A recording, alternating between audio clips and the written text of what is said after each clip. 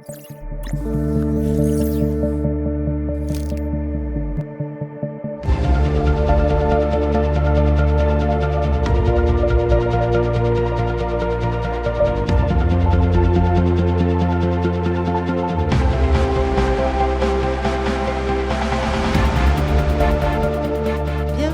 pour cette nouvelle conférence consacrée au cancer, donc aux traitements qui sont de plus en plus ciblés, mais aussi aux besoins d'un environnement adapté, parce que, vous le savez, si les traitements sont de plus en plus précis et efficaces, les personnes malades, elles ont aussi besoin de ce que l'on appelle les soins de support pour améliorer leur vie au quotidien. C'est ce sujet que nous allons aborder, donc avec Delphine Le Thurionnaire. Sous vos applaudissements, Delphine est patiente experte à l'Institut du cancer de Montpellier, et nous avons également le grand plaisir donc d'accueillir Pascal Pujol, donc qui est chef du service d'oncogénétique au CHU de Montpellier, président de la Société française de médecine prédictive et personnalisée. Bonjour, et donc les échanges vont être animés par Mathilde Gardin, rédactrice en chef au Point. Mathilde, encore un très beau sujet sur les soins de support, sur tout ce qui peut améliorer le quotidien des personnes malades.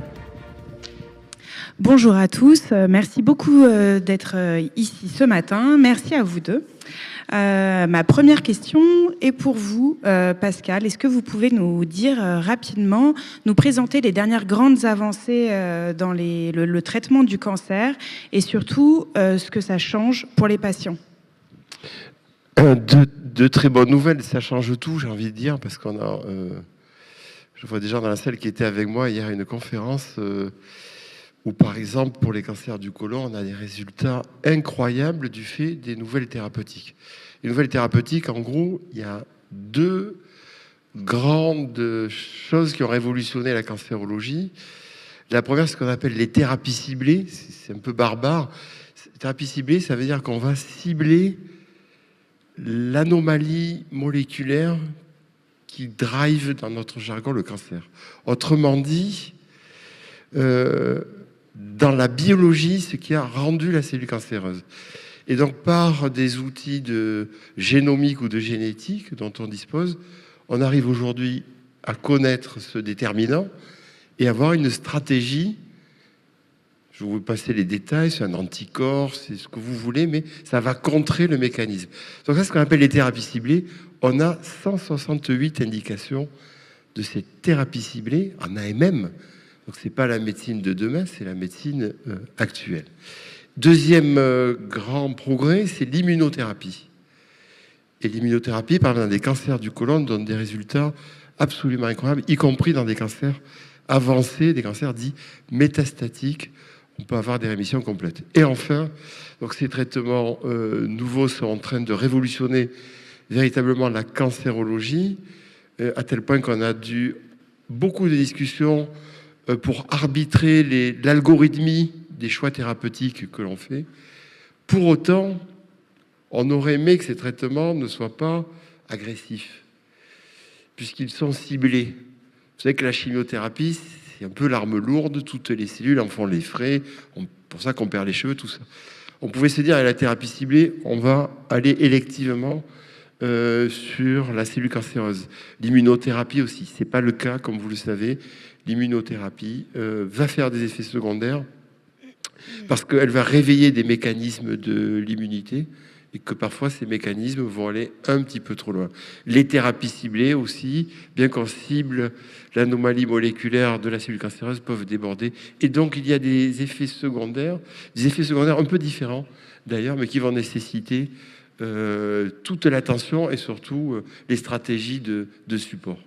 Oui, tout à... Et donc, ces nouveaux traitements ont une efficacité accrue, mais ils sont parfois mal tolérés. Et ils ont, avec ces nouveaux traitements, c'est des nouveaux défis, et notamment des nouveaux défis pour la qualité de vie des patients. Oui. Oui, parce que, par exemple, on a un réveil des maladies auto-immunes. C'est quelque chose qu'on ne voit pas du tout avec la chimiothérapie, qui est d'ailleurs plutôt immunosuppressive. Quand on a une chimiothérapie, toutes les cellules qui se renouvellent en font les frais. Et parmi les cellules qui se renouvellent beaucoup, vous avez les cheveux, vous avez la peau, Et puis, vous avez les cellules du sang. Et donc, c'est pour ça qu'on a une baisse de l'immunité et parfois un peu d'anémie, parce que ce taux de globules rouges, de globules blancs vont diminuer. En immunothérapie, c'est le contraire qui se passe. L'idée, c'est de réveiller le système immunitaire contre la cellule cancéreuse. Et parfois, on va au-delà. Comme en pathologie humaine, on peut avoir des thyroïdites, notamment, parfois, malheureusement, des affections sur le cœur ou sur le poumon, mais qui sont en lien avec ce réveil qu'on va faire de l'immunité. Donc, effectivement, on a des effets un peu différents. Et ça a aussi des impacts lourds, des impacts psychiques et sociaux. Il y a quelque temps, la Fondation ARC donnait des chiffres, et des chiffres qui sont durs. Entre 25 et 50% des patients atteints d'un cancer développent une dépression. Delphine, je me tourne vers vous. Vous êtes patiente partenaire, un acteur de santé indispensable, mais encore méconnu. Est-ce que vous pouvez nous dire en quoi ça consiste exactement ? Oui, un patient partenaire, c'est un patient qui a décidé de faire de sa maladie une expertise, donc plutôt une maladie grave. Donc c'est quelqu'un qui peut se former, enfin en tout cas moi je les encourage vivement, ça a été mon cas, et qui a décidé de mettre à profit pour les patients et les équipes médicales l'expertise qu'il a fait de sa propre maladie et de son quotidien. Et comme Pascal le disait, les effets secondaires sont quand même très très importants. Et il est intéressant que les patients puissent apporter leur regard du vivre avec la maladie au quotidien. Et justement, comment percevez-vous l'importance du soutien psychologique et social dans le parcours de soins ? La maladie, vous savez, c'est un tsunami, hein, ça éclabousse toute la sphère. Ça éclabousse le patient, mais sa sphère personnelle, intime, familiale, professionnelle. Donc même s'il est bien entouré, on est quand même seul face à la maladie. Donc l'impact psychologique, il est énorme. Il est énorme. Et quels besoins expriment les patients, l'un ou l'autre ? Quels besoins ressortent ? Les patients qui passent notamment donc aux soins de support, les questions les plus fréquentes, c'est donc outre des impacts physiques bien sûr, donc la douleur, c'est l'impact en effet psychique, psychologique, c'est la peur. Le cancer, ça fait peur. Et donc on parle effectivement de soins de support. Peut-être Pascal, est-ce que vous pouvez nous expliquer ce que sont les soins de support et qu'est-ce qu'on y met dans ce panier ? Le soin de support, il a une géométrie variable. On en discutait avec Delphine avant. C'est tout ce qui va soutenir le patient, de la psychologie à la cosmétique, à l'information, au dialogue. Et quand Delphine parlait tout à l'heure, je disais, la psychologie, elle commence par le soignant, l'équipe soignante, en réalité. Je vous donne juste un petit exemple. Moi, il y a une trentaine d'années, je gérais déjà la cancérologie. Je disais aux femmes qui allaient perdre leurs cheveux, madame, c'est pas grave, ça va repousser, ça repoussera même mieux, plus soyeux, des conneries comme ça. Vraiment. En fait, ça repousse jamais comme vous voulez, quoi. Vous avez les cheveux droits, ils sont frisés. Vous avez les cheveux frisés, ils repoussent droit. La couleur change. Et donc, il faut pas dire des âneries comme ça. Il faut au contraire, aujourd'hui, dire vous allez perdre les cheveux, c'est statistique, mais vous allez probablement perdre les cheveux. Et ben on va s'en occuper. Il y a des trucs à faire. Voilà, quand on les perd en touffe, il faut les couper. Enfin, il y a plein de choses. Il y a des professionnels là-dessus. Mais donc, c'est très important parce que la psychologie commence aussi, il me semble, par les stigmates que vont faire ces traitements. Donc, comment on les prend en charge ? Là, on prend un exemple esthétique. Je préfère que Delphine en parle. Mais l'éventail, pour moi, est très large. Je fais partie d'une j'interviens dans une structure à Paris qui s'appelle l'Institut Raphaël. Et donc, ils se sont spécialisés dans le soin de support. Ils ont même regroupé tout cela dans une discipline qui a une chaire au Conservatoire national des arts et métiers, qui s'appelle l'oncologie intégrative. Et donc, c'est quoi ce grand mot? C'est pour dire qu'on va intégrer tout ce qui n'est pas de la médecine conventionnelle pour apporter ce soutien ou ce support aux malades. Mais je vois pas où est la limite. La limite, c'est de ne pas survendre ou commercialiser un truc qui serait pas forcément éprouvé dans le sens qu'on sait que ça donne un apport. Mais vous avez des choses qui s'appellent l'art-thérapie, la dramathérapie, la réflexologie, la sophrologie. Je sais pas moi où est là. Pour moi, le bon marqueur, c'est le sourire de ces personnes que je vois et qui participent. Et j'ai beaucoup appris à côtoyer ça, parce que moi-même, venant quand même d'une médecine un peu dure, comme vous le voyez, j'étais pas sceptique, mais et tout ça m'a passé quand j'ai vu ces femmes danser, ou ces femmes chanter, ou faire des trucs, et sortir avec le sourire. Oui. Moi, je rebondis sur ce que vous dites, Pascal. C'est aussi important de dire aux patients, on n'est pas démunis. Ouais, moi, j'aime bien dire ça. Il y a des solutions, il y a des choses. Alors, au niveau capillaire dont vous parlez, et c'est très important, mais voilà, tout un panel de soins de support. On peut prendre en charge la nutrition, on peut prendre en charge le soutien social. J'ai dit tout à l'heure que c'est une maladie qui éclabousse. Elle éclabousse votre vie professionnelle. De notre vie, oui. Exactement. Vous pouvez tomber dans une précarité très importante. La maladie, elle est invalidante. Donc, vous pouvez ne plus travailler, même si vous en avez très envie. Et même revenir dans le travail, ça peut être compliqué. Donc c'est vraiment une prise en charge holistique, globale du patient. Et c'est ce que la médecine a compris aujourd'hui. Et on est en mesure, dans les structures, dans les hôpitaux, de leur offrir tout ça. Oui, il faut en dire peut-être un petit mot. Il me semble, on a des structures dans le public, dans le privé. Très bel exemple à Montpellier avec ce qu'on appelle le MIS, qui va accompagner véritablement la femme qui a un cancer du sein dans toutes ses dimensions psychologiques, cosmétiques, et surtout avec une personne référente qui va se mettre à l'écoute. Parce que les besoins d'une personne ne sont pas forcément alors que pour nous, les thérapeutiques sont presque dogmatiques. On discute de ce qu'il faut faire, mais après, quand vous avez ça, alors que la personne, c'est différent de la maladie. La personne, il faut la voir dans son contexte social, familial, enfin, tout ce qu'on a dit avant, professionnel, et ses besoins, son âge, ses aspirations, son projet de vie.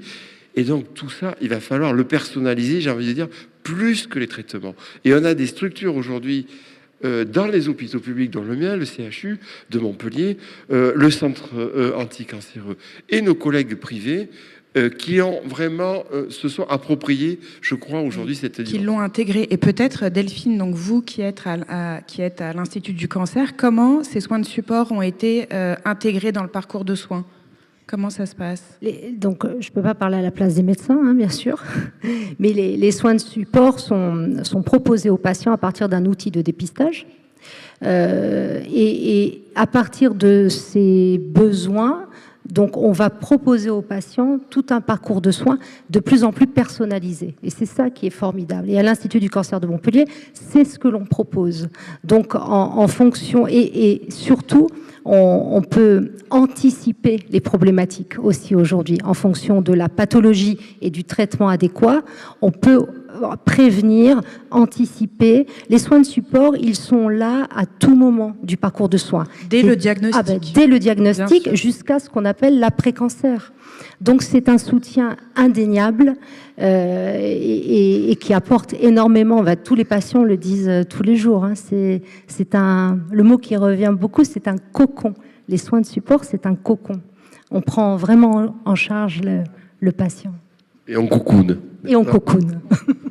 Et quel progrès reste à faire? Je m'adresse à tous les deux. Selon vous, quel progrès reste à faire pour une meilleure prise en charge du côté des soins de support? Est-ce que c'est aller vers toujours plus de personnalisation? Donc plus de personnes ressources? C'est une vaste question, Mathilde. Écoutez, il faudrait que les soins de support soient dans toutes les structures. Elles le sont de plus en plus, mais pas encore assez. Vous êtes d'accord, Pascal? Et puis surtout qu'il y ait, oui, des personnes ressources partout. Alors, les patients partenaires, bien sûr. J'espère qu'il y en aura. Il y en a de plus en plus maintenant dans toutes les structures. Nous, à l'Institut du cancer de Montpellier, on est 5. Donc là, moi, je suis sous les projecteurs aujourd'hui, mais on est 5 personnes. Je voudrais les nommer parce que ce sont des personnes importantes qui œuvrent chacun à leur façon. Donc, il y a Maggie Del Rio, il y a Alexia Lévy-Mouquet, il y a Yassamine Al-Hachimi et Cyril Sarraute de Mentière qui sont avec moi aussi et on fait des choses différentes. Il y a Alexandra Garel que je vois là, qui est là aussi. Mais expliquez-nous au quotidien, vous recevez chaque patient, comment vous travaillez au quotidien?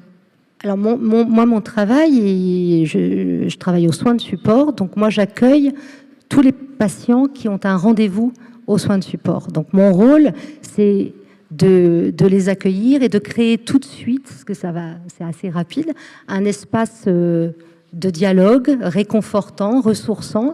Et ma première mission, c'est de les écouter, de les rassurer, parce qu'un patient qui arrive, c'est toujours un patient anxieux. C'est un patient qui, par définition, qui ne va pas très bien.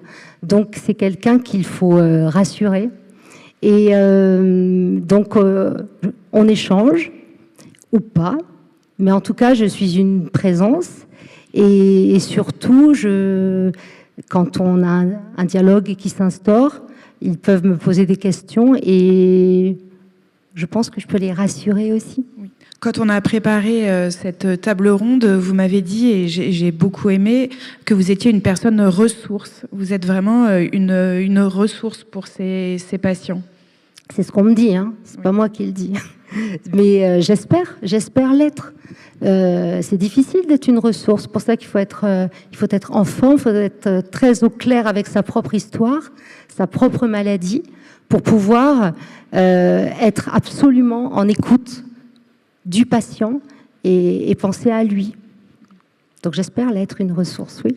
Et Pascal, de votre côté, comment ça s'articule avec les médecins, le rôle de ces patients partenaires et comment vous travaillez ensemble, puisque vous travaillez avec les patients, mais aussi avec les médecins, Delphine. Aujourd'hui, le patient expert, il amène quelque chose qui est vraiment un vrai virage.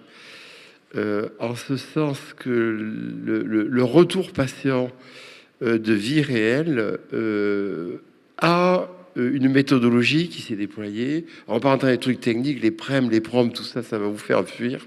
Mais sachez qu'aujourd'hui, ces patients experts arrivent à remonter des données de vie réelles. Et ça va peser dans la balance aujourd'hui de nos autorités de santé ou des professionnels de santé, parce qu'il est quelque chose d'avoir collecté, colligé des effets secondaires dans un essai, qui a toujours un biais pour différentes raisons, et puis dans la vraie vie. Et aujourd'hui, grâce aux patients experts, c'est remonté, répondent à des critères de qualité, d'études qui font que les agences d'évaluation et les médecins sont obligés de se les approprier. Et ça, c'est super important. C'est-à-dire, c'est pas la tribune ou quelqu'un dans son coin qui va dire « Regardez ce qui m'arrive ». On arrive vraiment à objectiver qu'en vie réelle, il se passe ça. Et que ça, c'est très gênant pour les patients. Et donc, il va falloir amender, aménager, trouver des solutions, faire du dépistage de ces effets secondaires pour certains effets dont Delphine parlait, qu'on peut prédire, au moins dans la magnitude de la probabilité qu'il se développe. Et donc, on va pouvoir anticiper. Et ça, c'est les remontées de terrain. Et on le doit, je trouve, à l'organisation et à la pertinence aussi, et puis aux ressources que vous êtes, mais des ressources en plus qui participent à un process d'évaluation en vraie vie de ces traitements. Et je crois, Delphine, que c'est il y a 8-10 ans, votre médecin qui vous a soufflé à l'oreille que vous pouviez devenir patiente partenaire. Ça correspondait aussi à un besoin pour lui d'avoir une telle personne en ressources. Oui, bon, il me l'a pas soufflé à l'oreille, hein, il me l'a dit en face. Et ça, il m'a pas trop laissé le choix finalement. Mais ça rejoint exactement ce que disait Pascal. Moi, la demande, elle a été faite par mon oncologue. Et c'était un jour, voilà, professeur Guillot qui me dit bon ben là, il y a des soignants là qui ils comprennent rien. J'ai commencé à y comprendre rien, c'est très inquiétant quand même. Il me dit oui, vous savez, nous on sait soigner, on donne des médicaments, des chimios, enfin, etc. Mais c'est quoi le quotidien d'un patient avec un traitement? Et ça, moi c'est parti de là. Donc en fait de venir témoigner mon quotidien à l'époque, de la maman que j'étais, de la personne qui travaillait, j'avais mon quotidien comme toute personne. Mais est-ce que c'était si simple de vivre avec un traitement? Pas du tout. Et donc à partir de là, ces témoignages que nous pouvons donner aujourd'hui, ces expertises, et on est un relais entre le monde des patients et des soignants. Et on peut dire, voilà, attention, pensons à ça. Et je reviens toujours, enfin, souvent, cet exemple capillaire dont vous parliez tout à l'heure, qui est tellement important, alors que, oui, on peut se dire, bon, ça va repousser, mais pour la personne, c'est peut-être la marque visible de la maladie qu'elle ne veut pas dire, par exemple. Comment elle peut le vivre, c'est sa marque, et c'est pas que pour les femmes, hein, on parle pour les hommes aussi, hein, attention. Et donc c'est tout ça, et tous les impacts de la maladie, et notamment un grand sujet tabou, nous qui est pris aussi en charge à l'Institut du cancer de Montpellier, très important, la sexualité, la vie intime, parce que ça on n'en parle pas. Votre vie intime, elle est impactée, que vous soyez homme ou femme, et quel que soit l'âge. Votre vie intime. Oui, on voit que c'est un levier très puissant pour améliorer la qualité de vie plus globalement. La sexualité? Oui, aussi. Mais ce qui fait partie des soins de support. Mais blague à part, Delphine, la sexualité, c'était tabou. Alors, un peu, j'étais dans une génération où c'était encore plus tabou, quoi. Mais aujourd'hui, il faut l'aborder quand même. Même si tu es un mec et c'est une femme, il faut dire, bon, ça va vous déglinguer là. Il va y avoir de la sécheresse. On peut lutter contre ça. Allez voir quelqu'un, donner un truc. Et on sait tout le support véritablement que vous faites parce que, évidemment, nous, il faut prendre en considération le truc, informer. Et après, il va falloir des amis, des personnes comme vous, ressources. On est désolé, c'est quand même le mot. Et je veux quand même saluer ce que vous faites, Delphine, parce que Bernard Guillot, il a repéré en vous une personne qui comprenait les trucs et qui voulait certainement donner. Il faut quand même vouloir donner beaucoup. Et ce que je vois, c'est qu'on peut le faire sous le coup de la maladie, mais vous, c'est des années maintenant où vous êtes engagé à cette lutte. Donc il faut quand même saluer ce que vous faites. Et vous devez avoir vous-même de sacrées ressources pour continuer à donner de votre personne. Merci. Alors, je suis pas toute seule, hein. C'est pour ça que j'ai des ressources. C'est que je suis très bien accompagnée aussi. Ouais. Mais c'est pas évident, c'est un engagement. Merci vraiment pour tout ce que vous dites. Ça me va droit au cœur. Mais moi je pense que l'on travaille aujourd'hui de concert, vraiment ensemble, main dans la main, et c'est ce que j'apprécie avec les équipes soignantes avec qui j'ai la chance de collaborer à l'ICM. C'est aussi de façon très humble, attention, on ne devient pas des professionnels de santé, il faut rester à sa place, il faut savoir rester à sa place, mais les patients partenaires, les personnes ressources que nous sommes juste là pour dire, c'est ça la vraie vie, c'est comme ça que ça peut se passer. J'ai pas dit que ça va se passer, hein, c'est que ça peut se passer. Et là, on peut plus se cacher derrière des théories. c'est de la pratique, c'est la vraie vie. Et je pense que c'est comme ça, depuis des années, que nous progressons ensemble, notamment avec les soins de support. Et pour que tout le monde comprenne bien, vous avez suivi une formation pour devenir patiente partenaire. On ne devient pas patiente partenaire juste à la force de notre expérience. Est-ce que vous pouvez nous dire quelle formation vous avez suivie pour être là aujourd'hui? Oui. Donc, il y a des formations aujourd'hui qui sont très intéressantes et très importantes, qui existent. Donc, vous avez une formation validante ce qu'on appelle des 42 heures d'éducation thérapeutique du patient, qui est une base très importante. Et aujourd'hui, vous avez, mais j'ai aussi un DU à la fac de médecine. Donc, vous avez toutes les facs de médecine des grandes villes qui proposent depuis presque un peu plus de 10 ans maintenant des DU pour se former au partenariat patient-soignant, qui permettent, à mon sens, non seulement d'acquérir, si vous voulez, une culture de l'expertise de la maladie ou des maladies, parce que là, on parle du cancer, mais ça touche toutes les pathologies chroniques et importantes et graves. Mais ça permet aussi de prendre le temps. C'est quelque chose qui est très important. On en parlait ensemble, Mathilde. Pour vouloir s'engager dans le partenariat en santé, il faut aussi être très au clair donc avec son histoire pour être une ressource. Il faut avoir envie. Ça, c'est très important. Il faut avoir envie de s'engager auprès des patients.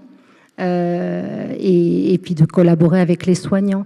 Donc ça permet aussi de prendre ce temps-là et de mûrir son projet et son envie de s'engager pour aider, être là quotidiennement. Et merci Delphine. Et vous, Pascal, vous voyez donc cette évolution assez récente, l'arrivée des patients partenaires dans les services. Et comment vous voyez les choses à l'avenir ? Quelle évolution est possible pour ce trio patient partenaire, médecin, soignant? Ça me fait penser que j'aurais dû lire vos questions avant. Je veux dire, non, je plaisante, Camille, mais on a vu une gradation. C'est une private joke. Il a été puni. Ouais, c'est une private joke, mais un peu flop. Il y a une gradation sur le patient et son intervention. Aujourd'hui dans le support et dans ce qu'on vient de dire.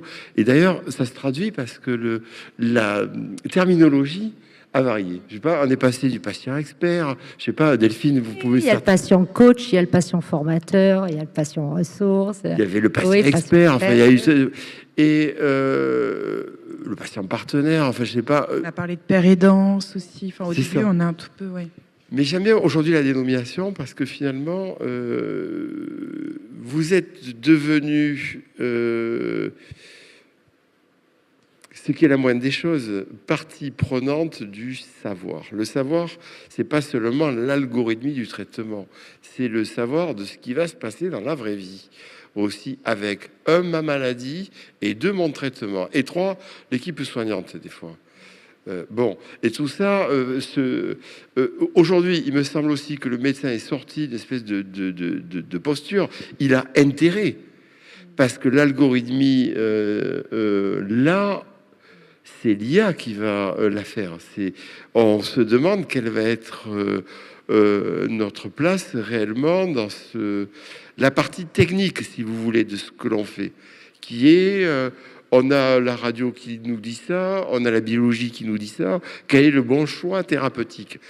Mais l'IA va nous piler. Donc, on a quand même intérêt à nourrir cette discussion que l'IA aura du mal, par contre. Dans la vraie vie, il va avoir du mal, même si j'y crois pas, moi, 100% quand on dit que l'IA peut être aussi empathique que le médecin. Je pense que ça dépend de quel médecin. Beaucoup. Et que le médecin, donc pour en revenir à votre question, Camille, je pense que l'alliance aujourd'hui du médecin et de la personne et de cette équipe des soins de support, c'est ça qui fait la team gagnante, quoi. Et le médecin, il donne pas le diagnostic et la stratégie thérapeutique, et puis basta. C'est, je revois, est-ce que ça se passe bien? Est-ce qu'il y a un truc à à gagner qu'on n'a pas vu avec les soins de support? Est-ce qu'il y a un événement secondaire nouveau? Est-ce qu'il y a une question nouvelle parce que cette personne, elle veut faire le tour du monde? J'en sais rien. Et donc, je veux dire, c'est ça. Je pense qu'aujourd'hui, le médecin sort de son rôle uniquement sachant et technique. On remet beaucoup, dire, pour prendre en compte cette on remet beaucoup d'humain, finalement, dans les soins. Je vais laisser la parole. Oui, je suis vraiment désolée d'interrompre cet échange parce qu'il est réellement passionnant, mais je vous propose de prendre les questions du public qui, je pense, vont être nombreuses. Mais en tout cas, on vous applaudit parce que, voilà, c'est... Et on applaudit, bien sûr, hein, aussi tous les patients partenaires, experts. Je pense qu'en fait, tout cela... Ce vocable recouvre les différents engagements et ils sont effectivement essentiels, ces patients experts. Qui a une question à poser? Oui, monsieur, je vois plusieurs mains qui se lèvent vers le milieu de la salle, s'il vous plaît. Une petite précision, Delphine, juste le temps que le micro arrive. Vous avez mentionné, bien sûr, votre diplôme, mais on peut être patient expert ou patient partenaire sans DU. Oui. On est d'accord, voilà, pour ne pas freiner les... Non. ce que la formation universitaire pourrait effrayer. Oui, on vous écoute. Bonjour. J'ai une question. On voit de plus en plus l'IA intervenir sur des dépressions, quand il y a des maladies, ou qui jouent un peu le rôle de confident. Les gens se tournent un petit peu vers ça. Et vous, alors, sans dire si c'est bien ou mauvais, est-ce que vous projetez d'utiliser ça en termes d'outils, d'appui psychologique, en fait, sur les maladies? Parce que des fois, c'est un petit peu ce rôle de confident. Merci pour cette très belle question. Delphine? Alors, pour l'instant, moi, je ne suis pas une ChatGPT. J'espère pas le devenir. Écoutez, j'ai un avis un petit peu qui m'appartient, qui est personnel, mais qu'on va partager vu que vous posez cette question. Moi, je pense que l'intelligence artificielle, il faut vivre avec son temps et elle peut apporter beaucoup de choses. Maintenant, on est dans un métier, tous les métiers de soins, on est avec l'humain, on est avec ce que la machine ne peut pas donner. Et là où la machine ne peut pas nous remplacer, nous, par exemple, nous qui sommes en interaction, c'est-à-dire que c'est ce qui va se passer maintenant avec notre communication verbale, mais non verbale aussi. Et toutes les émotions qui en résultent. Donc, le soutien psychologique que l'intelligence artificielle peut apporter, je pense que de toute façon, qu'on soit d'accord ou pas, on n'y échappera pas. Mais j'ose espérer que nous, humains, terriens, nous avons encore des choses à faire. Sinon, ça va être difficile. Merci. Bah oui, on vous applaudit absolument. J'ai peut-être une question très pratico-pratique, mais donc on parle de soins de support, ça veut dire qu'ils sont accessibles à tous, qu'ils sont gratuits? Oui, c'est une bonne question. C'est une excellente question. Et pas tous les soins de support. C'est-à-dire ce qu'on dispense dans les établissements le sont. Mais je préfère que Delphine réponde à cette question parce que je pense elle connaît aussi certaines limites par l'éloignement de ces structures publiques, notamment, mais les privées aussi. Par exemple, Raphaël donne les soins de support gratuitement grâce à du mécénat, des trucs comme ça. Mais je pense que peut-être ça dépend aussi de la proximité que vous avez avec ces lieux. Oui, on n'est pas égaux sur le territoire, malheureusement. Mais les soins de support sont notamment, donc à l'ICEM, sont intégrés dans la structure. Ils sont gratuits. Tous les patients peuvent en bénéficier, bien sûr. C'est important. Donc, ils sont proposés. En tout cas, donc on peut s'en saisir ou pas, mais c'est important de le souligner et qu'il y a des structures, ça ce que Pascal vous disiez, il y a des structures privées qui peuvent les proposer aussi. Merci. Est-ce qu'il y a une question? Oui, on vous écoute, madame.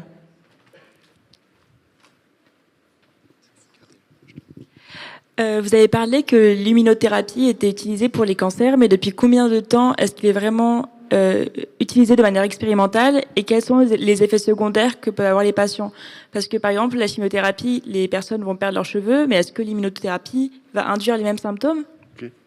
Merci pour cette question. De votre question. Delphine, si vous permettez, mais bien que vous connaissez, là, c'est vous le médecin. Hein. Ouais. Initialement, je la fais courte, 1 heure à peu près. Qu'est-ce qu'on a comme ça? Non, les premières observations, en fait, c'est le BCG qui est encore utilisé, figurez-vous.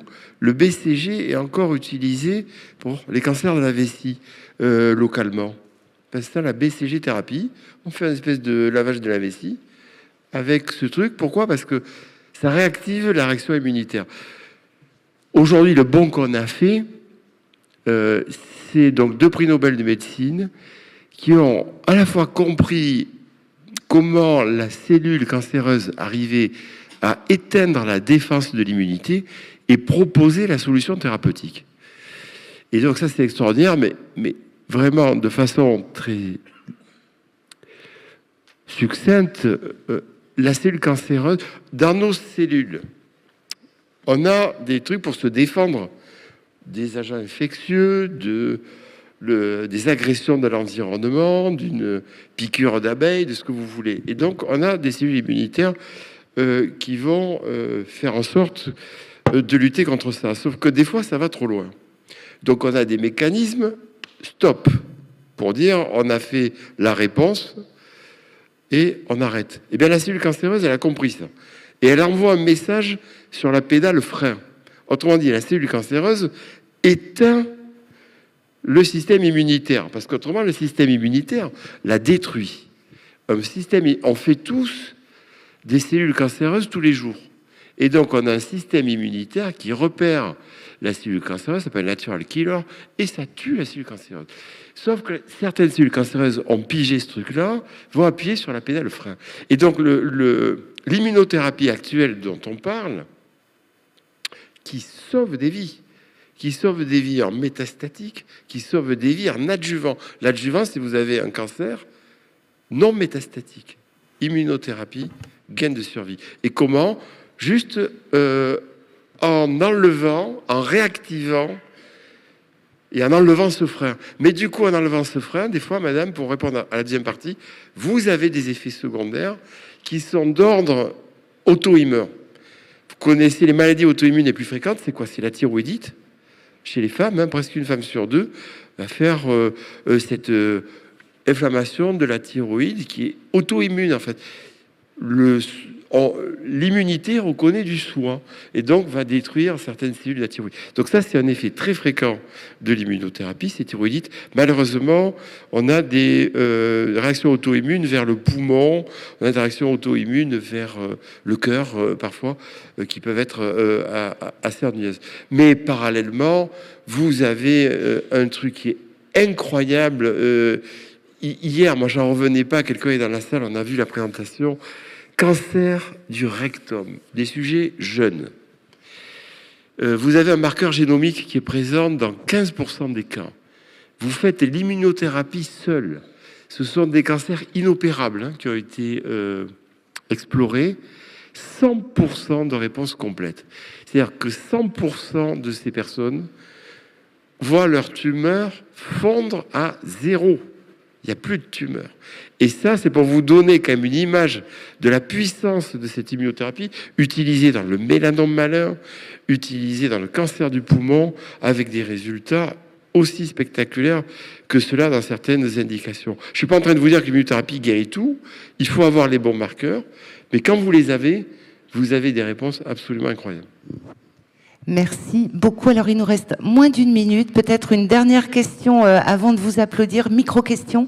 Est-ce qu'on va vers une évaluation de ces soins de support, peut-être justement pour montrer qu'ils sont efficaces et qu'on pourrait les rendre disponibles partout en 30 secondes? C'est terrible, je sais. Absolument, mais je voudrais qu'on finisse, donc je prends la parole comme ça, je donne le micro à Delphine.